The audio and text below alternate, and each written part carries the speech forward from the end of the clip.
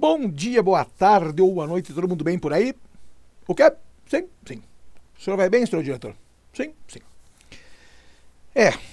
Mais uma manhã ou tarde ou noite com algumas coisas birutas dessa disciplina maravilhosa que é a tal da... já sabe, né? A tal da matemática. Respire profundamente. O negócio já está me mordendo a orelha aqui. Você sabe que eu não vou gastar dinheiro comprando um microfone auricular, né? Eu acho caro.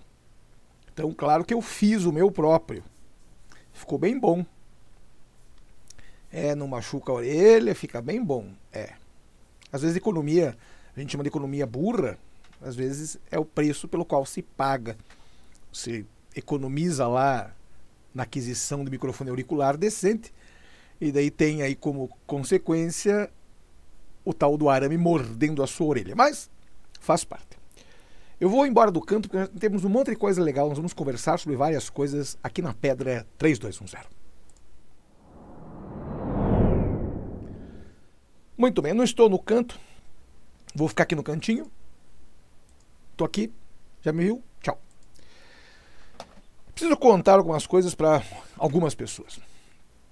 A cada vez que eu escrevo lá na pedra, como eu chamo, lá no quadro, algumas coisas, as pessoas acham estranho o fato de eu usar palavras como, por exemplo, equácio,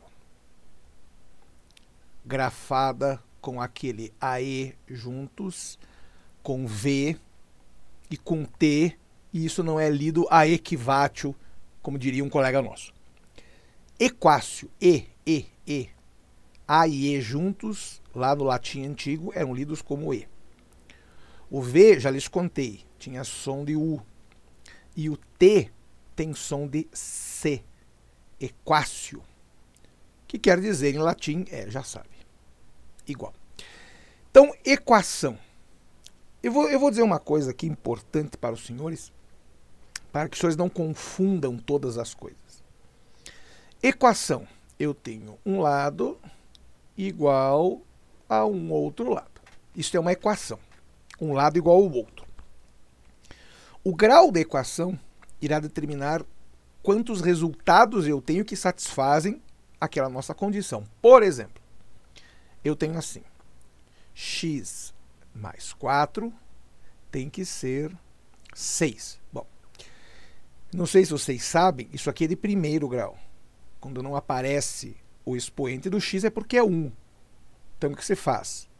O x, que é quem você quer, fica do lado esquerdo. Eu já vou falar sobre isso daqui a pouco. O 6 estava aqui, continua aqui. E o 4 passa para lá. Portanto, o x é 2. Ou seja, é o único valor possível que 2 poderá assumir para que isso seja verdade. O único x que eu posso colocar ali para que este x mais 4 seja 6 é 2. Portanto, isso corrobora o que eu vos disse, de que a equação de primeiro grau só tem uma raiz, certo? Muito bem. Eu vou contar uma coisa antes de nós seguirmos com a questão de equação e diferenças entre os nomes, função, polinômio, enfim. Muita gente não entende por que às vezes eu tenho assim lá no quadro, lá na pedra. 2 igual a 4 mais 3t. As pessoas não entendem por que eu mudo todo mundo de lado ao mesmo tempo. Se eu conheço você, você ia passar o 3t para o lado esquerdo, iria ficar negativo. Você ia passar o 2 para o lado direito, ia ficar negativo também. E daí você tinha que multiplicar por menos 1 todo mundo, dá um trabalho insuportável. Então o que eu sugiro?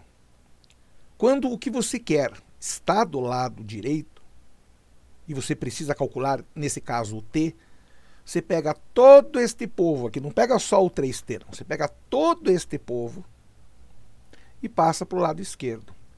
E todo mundo que está aqui, você passa para o lado direito. Por quê? Quando você muda todo mundo de lado, você não mexe no fedorento do sinal horas. Então o que nós temos aqui? 4 mais 3t será 2. 3t será 2 menos 4.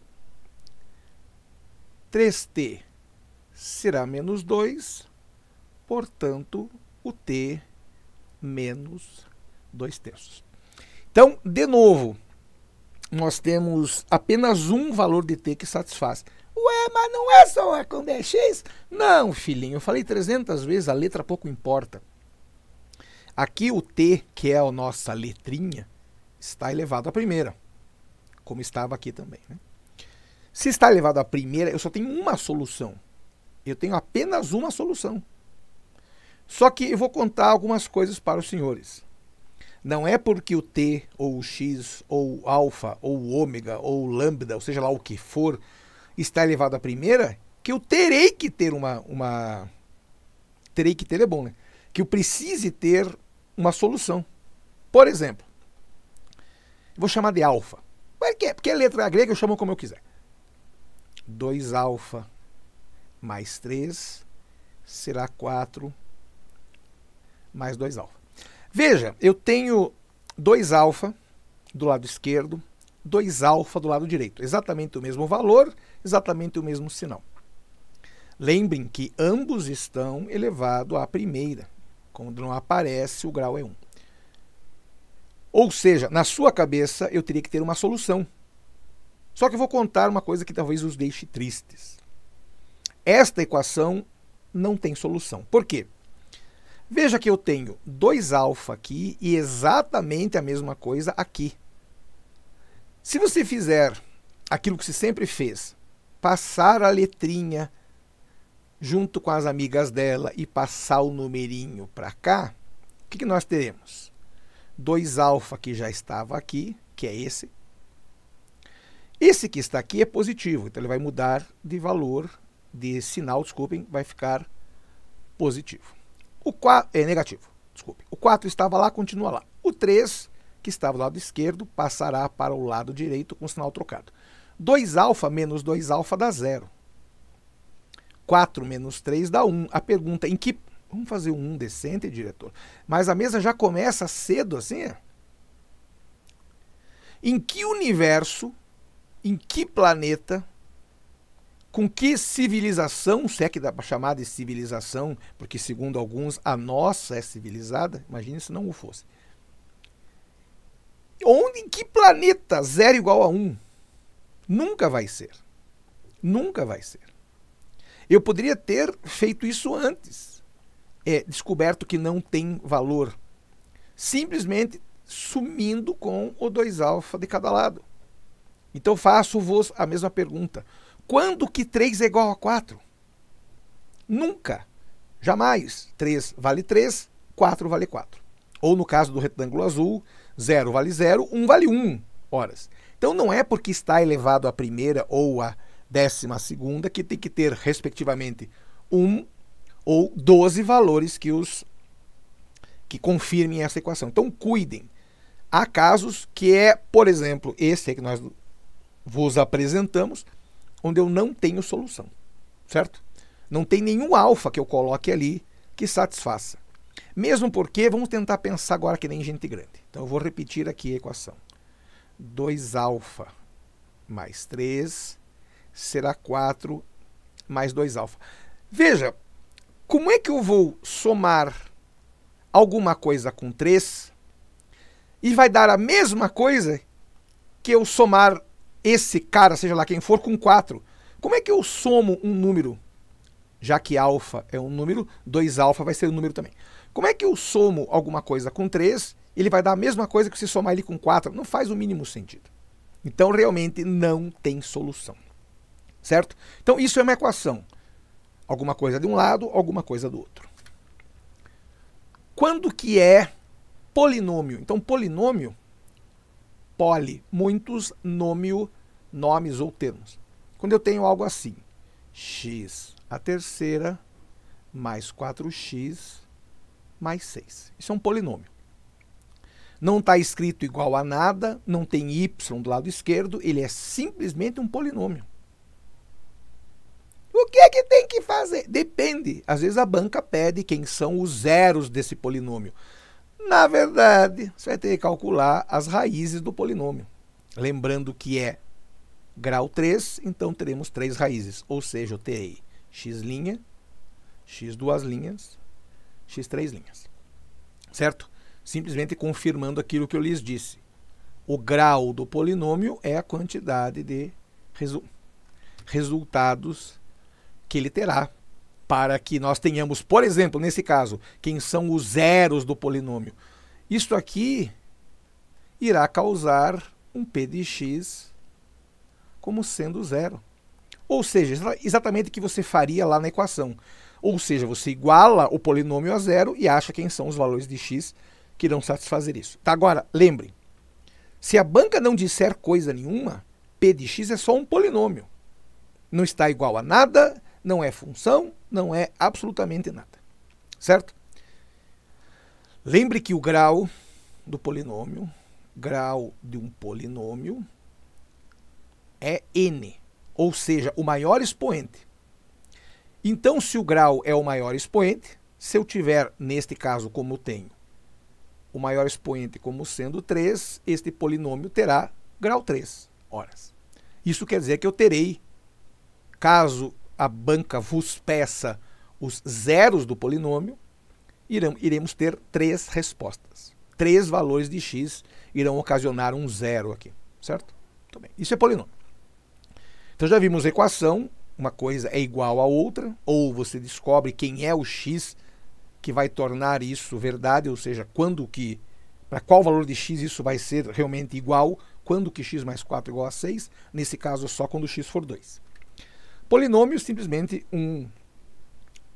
eu sempre brinco que é um monte de x e numerinhos juntos ali. Só que nós temos umas coisas engraçadas com relação ao polinômio. Então eu preciso insistir em alguns nomes. Este cara aqui, pode ver que ele não tem letra. O x ao cubo tem, x ao cubo. O 4 tem o x. E o 6 não tem letrinha.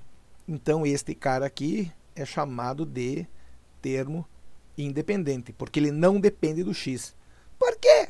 Filhinho, o polinômio é um polinômio de x. E nesse 6 não tem x, não tem letra nenhuma. Então ele não depende de x nenhum. Por isso ele é um termo independente.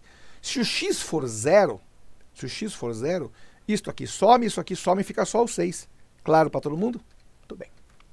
Então lembre, se o grau de um polinômio é n, isso quer dizer que eu terei n valores que irão zerá-lo, caso a banca pergunte quantos são ou quem são os zeros deste polinômio. Então você iguala a zero, está aqui, ó, você iguala a zero e descobre quem são esses valores de x, certo? Então isso para nós é polinômio.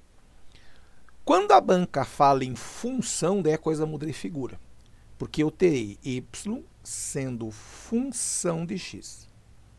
Ou seja, y de x será. Daí isso aqui virá escrita uma função que irá dizer para você como é que o y se comporta se o x variar, certo? Então, aquilo que eu lhes contei, aliás, eu falei ao contrário no vídeo, quero me redimir aqui. Lembrando, o y é a variável dependente, porque ela depende do x, enquanto que o x é independente. Aquilo que eu falo é o valor que você chuta, por isso que se chama x, x de chuta, certo? Imagine que a função dada seja a seguinte, x mais 2. Lembrando, eu vou insistir mais uma vez no aspecto grau. Grau independe se é polinômio, se é equação ou função, tanto faz. Grau é isso aqui, ó, quem é o maior expoente. Neste caso, o grau é 1. Está aqui, 1. Então, a função de primeiro grau, do que você tem que lembrar? Bom, se é função de primeiro grau, o senhor vai ter que lembrar que esse gráfico será uma reta. Por quê? Porque toda função de primeiro grau tem como gráfico uma reta, certo? Está aqui tua reta fedorenta. Lembrando, então agora começa a fazer sentido, né? Algumas coisas que a gente viu em sala. Aqui é o 2. Por quê? Porque é esse 2 aqui, ó. Então eu preciso fazer mais uma vez uma observação aqui no cantinho. Lembra que eu contei que no final do polinômio, ou às vezes no meio, a banca coloca às vezes de maldade lá no meio, tem um termo que não tem letrinha, pode ver, tem um termo que não tem letrinha. O 6 não tem letrinha, tem só número. Este ponto, chamado termo independente, é exatamente onde a curva, ou a reta nesse caso, irá cortar o eixo y. Claro para todo mundo isso. Então eu sempre brinco em sala. Lembre da palavra termo independente e grafe independente com Y, para você nunca mais esquecer. O ponto onde a curva, ou a reta, nesse caso, corta o eixo Y, será no termo independente. Então daí você tira que se o termo independente for zero, a curva ou a reta irá cortar, já sabe, no zero. Que óbvio, né? Muito bem. Então isso faz com que você pense algumas coisas. Por exemplo, nós temos, eu vou dizer de novo a frase, vou repetir. A cada vez que você fala em grau de função, você tem que lembrar que é a quantidade de valores, isso vale para polinômio também, ou de equação, enfim. Quantidade de valores que irá tornar aquilo verdadeiro. No caso de função, não é bem tornar verdadeiro. A pergunta é como é que ela se comporta. Como é que ela se comporta. Então vamos lá, bem devagar. Imagine que você tenha uma função assim. Lembrando, isso aqui não é seno, pelo amor dos meus filhinhos, que eu não tenho ainda. Se fosse seno, ele estaria limitado aqui, né? Estaria aqui e aqui, menos 1 e 1, certo? Não é o caso. Mas o que eu posso dizer? Então, lembrem. A cada vez que eu corto o eixo x, é porque é uma raiz. Cada vez que eu corto o x, é porque é uma raiz. Então, no caso da reta, desta reta especificamente, aqui é menos 2. Por quê? Se você colocar menos 2 aqui, ó, menos 2 mais 2 vai dar 0. E é justamente o valor do y neste ponto. No ponto da raiz, então vamos insistir nessa frase. Quando eu tenho uma raiz, isto aqui implica em o y ser 0. Então, a pergunta é, quem é o x? Ou quem são, né, os valores de x que irão ocasionar o y igual a 0? Isso para nós é raiz. Então, o número de vezes que a curva, ou a reta, como queira, corta o eixo x, nos dá uma ideia do número de raízes que essa função, ou equação, ou polinômio tem. Veja que eu corto 1, 2, 3 vezes. Se eu corto 3 vezes, eu posso inferir que o grau do polinômio, ou da função, ou da equação, seja lá o que for, tem que ser pelo menos 3. Por que não pode ser 3? Eu não sei como é que a função se comporta lá para cima. Eu não sei, eu não vi o resto dela aqui, ó. Eu não tenho ideia. Pode ser que ela tenha mais uma raiz de cada lado, e elas, pelo jeito, obviamente, como não cortam o eixo x, serão raízes complexas. Então lembre, eu sei que ela tem 3 raízes, eu vou fazer bem grande esta letra para ninguém esquecer. 3 raízes reais. Isso eu tenho certeza.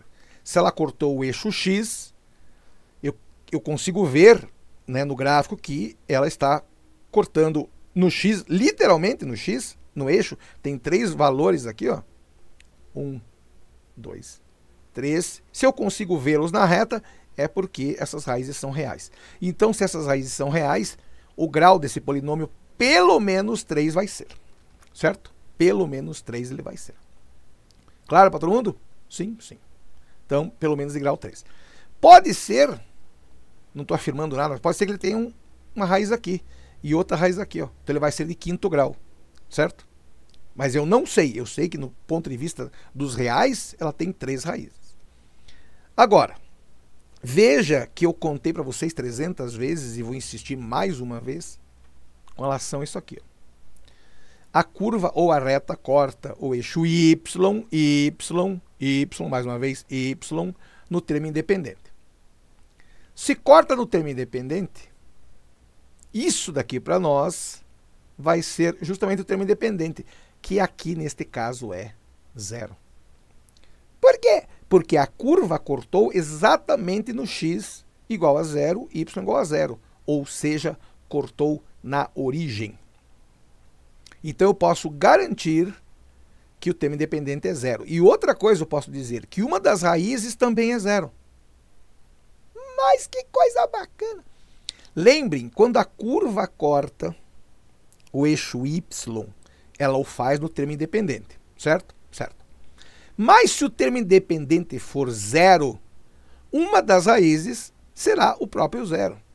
Então vamos pensar no seguinte. Imagine que eu tenho um polinômio, em vez de chamar de x, chamar de polinômio de Rho, que é uma letra grega bonitinha. Rho. P de Rho. Rho à quarta mais 6 Rho ao cubo menos 41 Rho ao quadrado mais 17 Rho. Olha que estranho. Eu vou usar a frase: de que grau que é esta fedorentice? Grau 4. Então eu terei 4 raízes, ou seja, eu terei Rho1, Rho2, Rho3 e Rho4. Ou Rho', Rho2 linhas, Rho3 linhas, Rho4 linhas. Mas veja que não tem o termo independente. Por quê? Não tem, ó. Todo mundo tem a letrinha. Todo mundo tem a variável fedorenta aqui no meio do caminho, ó. Se é um polinômio de Rho, todo mundo tem o Rho. Menos o último termo, que ele não aparece. Lembre, esse termo que não aparece seria o termo independente. Só que ele não está aqui. Então o termo independente é 0. O que eu posso garantir? Que uma das raízes é 0. Não sei nem fazer continho. Por que eu falo isso? Enem, federal nem tanto, mas... desculpa, ao contrário. Federal, Enem nem tanto. Fala sobre polinômios, e às vezes os caras contam aí uma maldade com relação a um polinômio de 7º grau, por exemplo. Cara, você não tem tempo de calcular 7 raízes. Mas a banca faz uma dessas. A banca coloca lá, por exemplo, um polinômio de 7º grau e não coloca o termo independente. Se o termo independente fedorento não está lá, é porque uma das raízes é 0, já que o termo independente também o é. Certo? Então você teria, nesse caso, o trabalho de encontrar as outras 3 raízes. Certo? Uma dica. Então, agora eu vou contar uma coisa que eu falo em sala para o 9º ano. As coisas começam a se juntar e começam a fazer sentido. Quando você tem assim, P de X. Não, P de X não. X é coisa de pobre. Falou o ricão. Né? P de A. Vou chamar de A agora. Eu tenho 4A ao quadrado menos 8A. Então, logo de cara, dá para ver que não tem termo independente. Então, olha o que eu posso tirar desse polinômio. Polinômio de 2º grau, ou seja, o grau de P é 2. Isto aqui implicaria em 2 raízes, ou seja, A' e A 2 linhas, 2 raízes. Mas o fato do termo independente ser 0, pode ver, não tem aqui, ó. Eu tenho A e aqui não tem número sozinho. Eu já posso ter certeza que uma das raízes é 0. Então já começa por aí. Certo? E olha a grande mágica. Eu vou ficar no canto para contar algumas coisas que são importantes. Tudo aqui é importante, mas isso é bem importante. Eu tenho 4A ao quadrado menos 8A. Eu tenho um A dos dois lados. Poderia colocá-lo em evidência, colocá-lo para fora. E eu tenho 4 e 8. Ambos são múltiplos de 4, então coloco o 4 para fora também. Claro para todo mundo? Vamos aqui na pedra, 3, 2, 1, 0.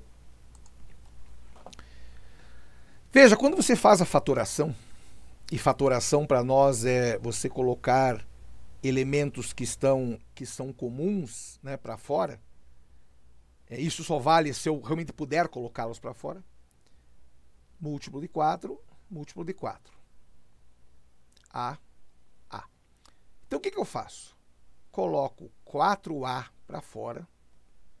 E para descobrir o que sobrou aqui dentro, eu divido 4A ao quadrado por 4A. Então, vamos lá. 4A ao quadrado por 4A. Muita gente se bate ao fazer isso. Então, o que eu recomendo?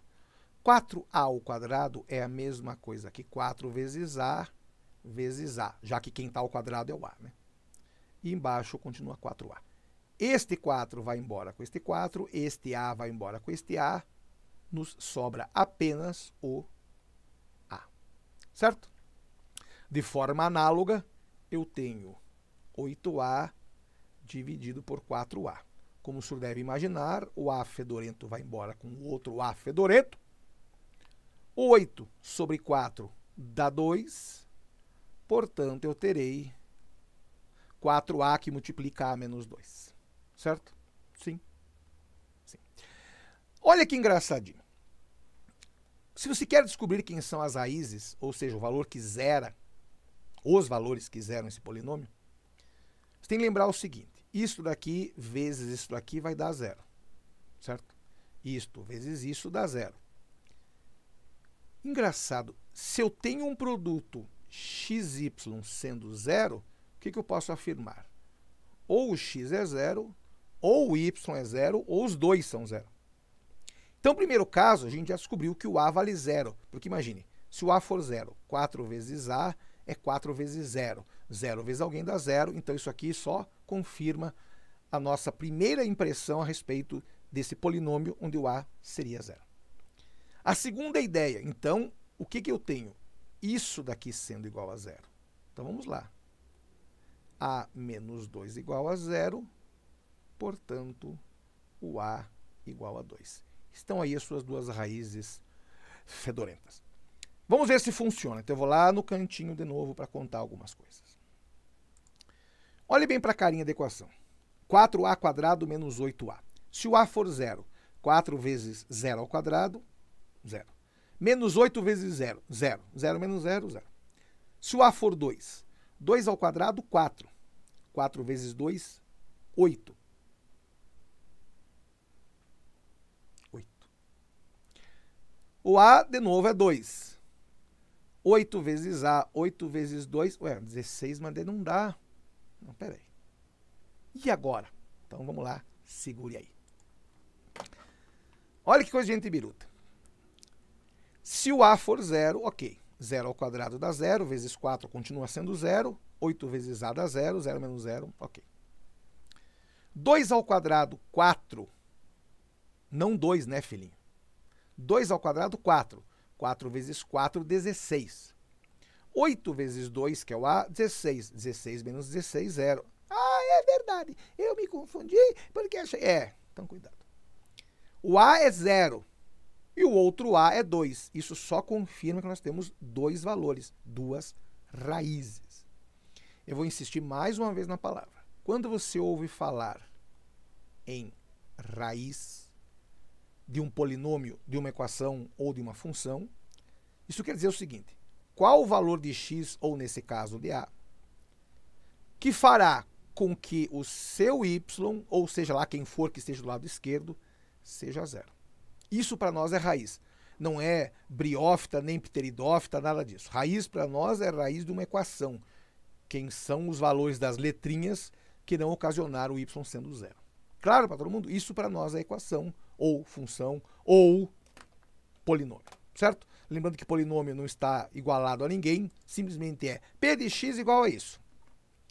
Equação, um lado é igual ao outro. Só que nós temos daí uma palavra que também gerou polêmica lá durante os encontros presenciais, que é esta daqui. Olha que palavra graciosa. Olha que palavra graciosa. Inequácio. De novo, essa aqui você já conhece. Isso aqui quer dizer igual. O prefixo in, ou i sozinho, quer dizer não. Ou seja, é algo que não é igual. Atenção, Brasil. Não vai dizer, já contei isso aqui, vou contar de novo, não vai dizer que o contrário de igual é diferente, que eu dou com o igual na tua cara. O contrário de igual na matemática é, fazer bem grande para não dizer que a gente não escreve as coisas. Maior, que é a boca do jacaré. Menor, que é o bico do pato. Maior ou igual, que é o jacaré com dupla arcada. Ou menor e igual, que é o bico de pato com duas arcadas. Isso para nós é inequação ou desigualdade. Certo? Então, quando você fala em inequação, você tem que lembrar de desigualdade, mas não é diferente. Nós temos aí situações como, por exemplo, maior do que, menor do que, maior igual e maior igual. Então, um caso típico. Por exemplo, a banca vos perguntará: ei, cabeças de bagre, que são vocês, né? Quando que x ao quadrado menos, pegar um caso bem bobo, menos 2x quando que isso será menor do que zero? Quando que isso será menor do que zero? Bom, primeira coisa, olhando aqui para as equações, neste caso, não é equação, é uma desigualdade. Mas se você olhar para isso, você vai ter que achar quem são as raízes. Então, o que você faz? Você pega essa parte da esquerda e iguala a zero para achar quem são os valores. Olha que bonitinho, tem x aqui também. Então, este x fedorento vai para fora, ou seja, coloca em evidência. O que sobra aqui? X menos 2. Lembrando, quando é que isto vezes isto dá zero? Quando que um produto de dois números dá zero? Bom, ou o x sozinho é zero, ou seja, o x é zero, ou o x menos 2 será zero. Portanto, o x será 2. Então, eu tenho duas raízes, 0 e 2, certo? Então, vamos desenhar aqui na pedra. Por que o troço pontilhado, tchê? Vamos fazer um troço de decente, diretor? Vamos fazer um troço direito aqui, tchê. Olha que engraçadinho.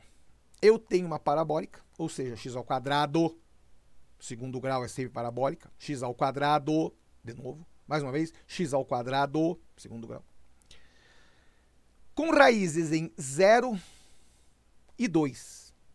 Então, lembre, raiz é o valor de x. Então, a tua curva fedorenta vai ter que cortar o x em 0 e 2. Está aí tua curva fedida, em 0 e 2. E olha que coincidência, eu preciso contar uma coisa aqui. O senhor sabe que, se for pensar em função de segundo grau, eu teria y igual a ax² mais bx mais c, certo? Essa é a função normal que se conhece. O que nós temos aqui? Vamos reproduzir isso daqui lá. Ax², portanto, x² mesmo. Mais bx, para nós é 2x. E pode ver, o c não tem. Não tem o termo independente. Isso quer dizer que ela vai cortar no zero. Nossa, que coincidência. Cortou exatamente, já sabe, né? Exatamente no zero. Tá aqui, ó. E a outra raiz está aqui, que é o 2. Então, eu tenho realmente duas raízes. Tenho duas raízes. Uma em 0, a outra em 2. Então, está aí tua parabólica fedorenta. Certo? Veja que foi pedido quando que isso é menor do que zero. Então, agora eu vou voltar aqui para o canto para contar algumas coisas imprescindíveis. A partir de agora, você vai esquecer o eixo y. Faça de conta que ele não está lá. Você está olhando para ele, mas faz de conta que ele não está lá. Esqueça. Se olha para cá, ele não está mais ali. Pense no eixo x. Então, aqui está o eixo x. Qualquer parte do gráfico que esteja para cima do eixo quer dizer que o y é positivo. Qualquer parte do gráfico que esteja para baixo do eixo x quer dizer que o y é negativo. Então, de novo, aqui está o eixo x. Não tem como errar. X de chão. X de chão. Sim, eu sei que é com CH, mas e daí? É foneticamente. X de chão. Então, aqui está o eixo x. Qualquer coisa desenhada para cima do eixo x quer dizer que o y é positivo. Qualquer coisa desenhada para baixo do eixo x quer dizer que o y é negativo, certo? Eu vou embora do canto. Tchau. Veja que a banca nos pede quando que ele é menor do que zero. Lembre que menor do que zero quer dizer negativo. Então, vamos ver como é que essa fedorenta deste gráfico, desta curva, se comporta. Qualquer coisa antes do zero, o gráfico vai estar para cima. Ó. Olha aí, ó. Qualquer coisa antes do zero, o gráfico vai estar para cima. Portanto, positivo. Qualquer coisa depois do 2 também vai estar para cima. Então, não nos interessa. Porque neste lugar aqui, especificamente nesse lugar, aqui será positivo, aqui também. Agora, note que qualquer coisa entre o 0 e o 2 estarão abaixo do eixo x. Ou seja, nesta parte aqui, a sua curva será negativa. Exatamente o que a gente quer. Só que cuidem. Nem o 0, nem o 2 farão parte da nossa solução. Por quê? Porque no 0 e no 2, o y será nulo. Será zero. Nesse lugar aqui, o y vai ser 0. E o exercício não pediu para o y ser 0, ele quer quando é menor do que 0. Então vamos tirar isso aqui daqui. Ele quer menor do que 0. Se ele quisesse o igual, ele teria que ter escrito igual, entendeu? Então ele não quer igual, só quer menor. Então eu não posso colocar o 2 e nem o 0. Então o que eu digo? Conjunto solução será x pertence aos reais, tal que o x tem que ser maior do que 0, mas tem que ser menor do que o 2. Qualquer coisa entre 0 e 2, não sendo nem o 0, nem o 2, pode ser solução. Certo? Muito bem. Vamos voltar aqui para a câmera, considerações finais, mas eu quero falar algumas coisas ainda sobre algumas outras matérias. Então, voltando para a câmera.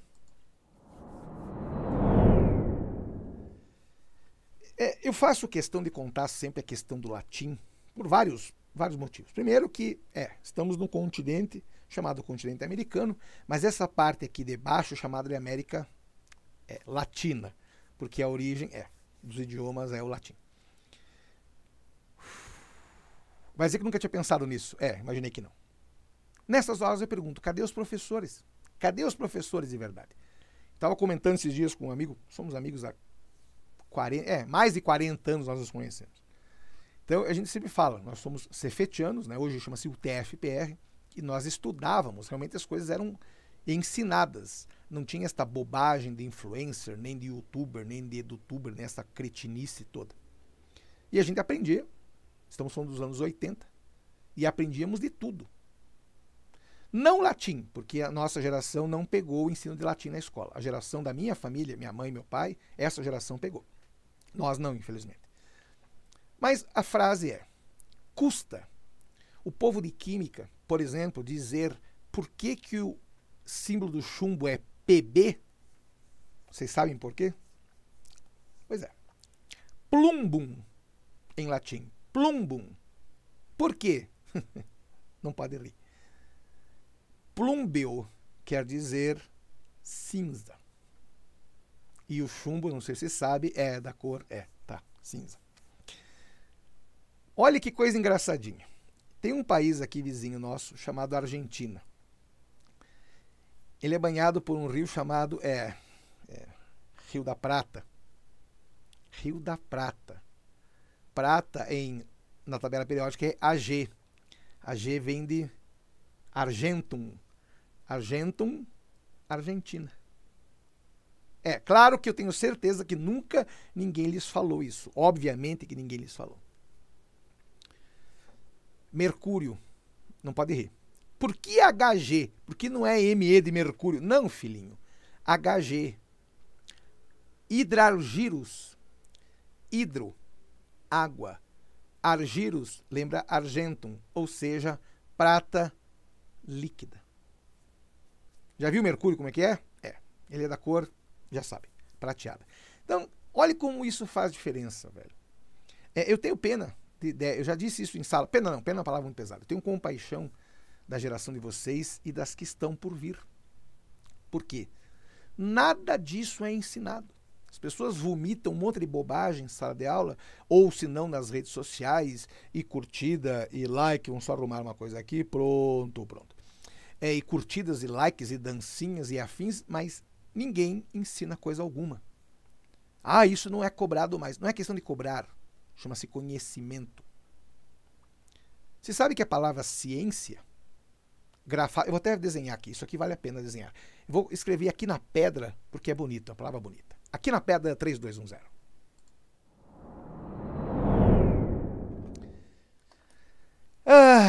Depois não vai dizer que eu não conto as coisas. Ciência é escrito assim. Ciência. De novo, SC é lido como C sozinho, e o T, de novo, tem som de C. Ciência. Certo? Ciência quer dizer conhecimento. Se você tem ciência de alguma coisa, você tem conhecimento sobre aquilo. Certo? Então existe uma frase em latim muito bonita. Vou até desenhar aqui essa frase, que essa vale a pena. Ipsa ciência,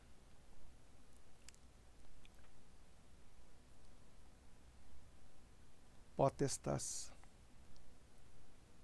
est. Conhecimento é poder. Ipsa ciência, potestas est. Lembre que você não fala o T final, né? Não é est. Ipsa ciência, potestas est. O T desaparece. Conhecimento é poder. E é verdade. Quanto mais você conhece, quanto mais você sabe, mais poderoso você se torna. Certo? Voltando para a câmera agora, sim, considerações finais. Então eu vou dizer uma frase que eu digo há 40 anos que eu dou aula. Cara, eu tenho uma compaixão, já ia falar pena de novo, por vocês não saberem essas coisas. Tirando raríssimas exceções, por exemplo, o nariz de bolinha, ela sabe quem é, ela lê bastante. Lê bastante. Mesmo com pouca idade, lê bastante. Por quê? Não é porque ela gosta só dos livros em si. Quem lê desenvolve vocabulário, desenvolve léxico. O que aconteceu com o Brasil dos últimos anos? Bom, ninguém ensina coisa alguma, vou insistir nessa frase. As pessoas guardam para si a informação, isso é, além de maldade, eu acho isso de um coração empedernido. Você segurar a informação com medo de que os outros à sua volta tomem seu lugar, pelo amor de Deus, né? Então o que eu faço? A gente vem aqui, grava, publica isso gratuitamente, põe aí. Por quê? Conhecimento é poder. E tem uma frase bonita, de um americano, não sei quem é, que diz assim: The knowledge belongs to the world. O conhecimento pertence ao mundo. E é verdade. O conhecimento está aí. The knowledge belongs to the world. O conhecimento pertence ao mundo. Não é meu, não é seu. É de todos nós. Certo? O que, diretor? O senhor gostou dessa frase? Faz uma camiseta aí. The knowledge belongs to the world. The knowledge belongs to the world. O conhecimento pertence ao mundo. Não é meu, não é seu, é de todo mundo. Claro para todo mundo? Muito bem. Respire, falamos de função, falamos aí um pouco de latim, que é importante, e claro, falamos em língua portuguesa, que é o que é importante, já que é o nosso país. Não fale, eu falo brasileiro. Não fala não, porque brasileiro não é idioma, né? O cabeça de bagre. Passe vergonha. Então, o que, diretor? Amanhã? Tá, amanhã eu volto. Ou não. Quem sabe eu volto, quem sabe não. Se eu tiver preguiça, daí não.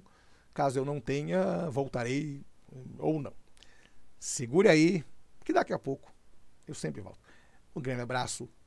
Fui!